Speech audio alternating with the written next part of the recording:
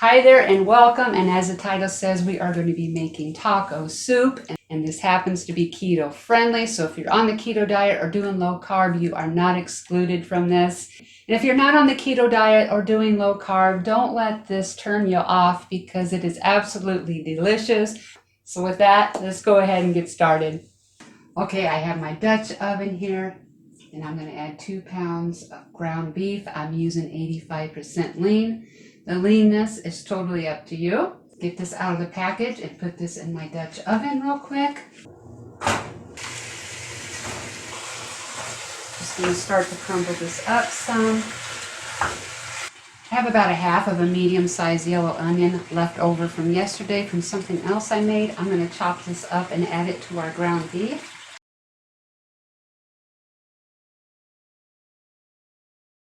And I'm going to add a heaping teaspoon of minced garlic. Hit it with some salt and pepper.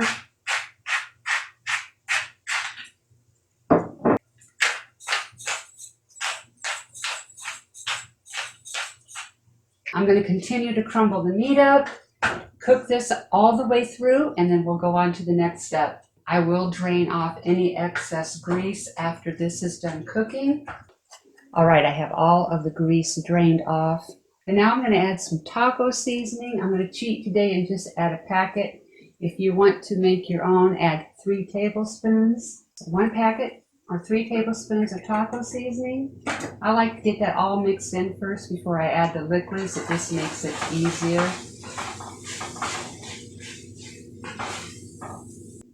Now I'm going to add 1 10-ounce can of the petite diced tomatoes and green chilies with the juice and all. Next, I have a 10-ounce can of green chilies. Next, either 5 cups of beef stock, beef broth, or in my case, I'm going to add bone broth. By the way, this 32-ounce container is 4 cups, so you're going to need 1 additional cup.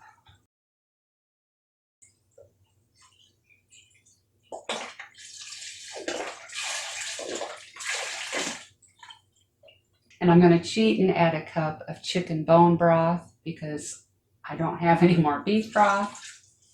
And the last ingredient for right now, I'm going to add a 6-ounce can of tomato paste.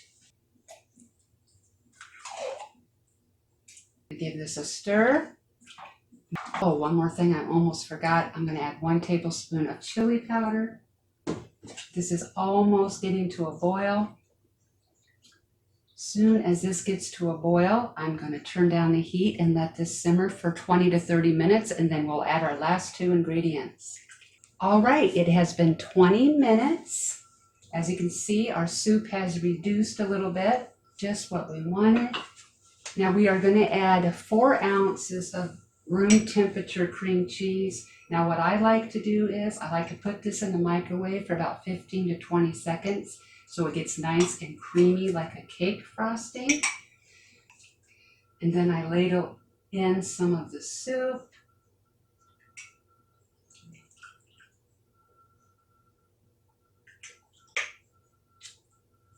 And then I like to mix the cream cheese in here. Otherwise, I find if you add the cream cheese into chunks in here, it always seems to curdle a little bit. This way, we're going to get a nice, creamy soup without any curdleness going on. And our cream cheese mixture, get that mixed in. And the last thing we need to add is 1/4 cup of cream. I'm using heavy whipping cream.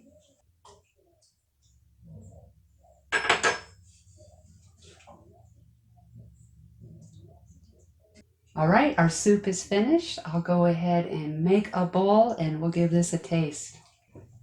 All right, I have a little bit of sour cream on top. I did add some shredded cheddar cheese. You can hardly see it. It is melting. Let's go ahead and take a taste.